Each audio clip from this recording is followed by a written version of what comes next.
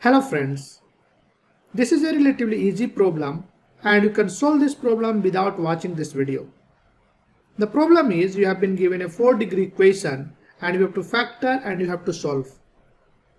So this is x raised to the power 4 minus 5x square plus 4. This is equals to 0. So what is the value of x that satisfies this equation?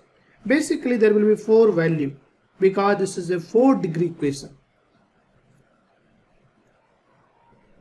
So how will you solve this problem? This problem is basically quadratic in x square. So you can factor this.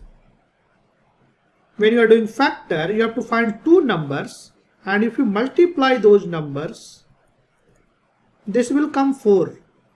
And if you add those numbers, this will come minus 5. So what are those numbers? One number is minus 4 and another number is minus 1. So let us factorize this. So this becomes x raised to the power 4 minus 4x square minus x square plus 4 is equals to 0. So what I have done is I have written 5x square as basically minus 5x square as minus 4x square minus x square. Now let us take x square common. So if you take x square common, what you will have? You will have x square minus 4. And here if you take minus 1 common, then you will have x square minus 4. This is equals to 0. Now x square minus 4 is here and this is also here. So you can take x square minus 4 common throughout.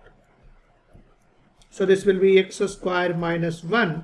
This is equals to 0. Now we have two possibilities. Either this term is 0 or this term is 0. So if x square minus 4 is 0, this means x square is equals to 4. This means x is equals to plus minus 2.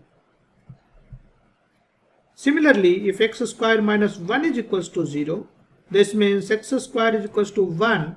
This means x is equals to plus minus 1. So there are 4 values of x. X is equals to minus 1, plus 1, minus 2 and plus 2. So these are 4 roots of this equation.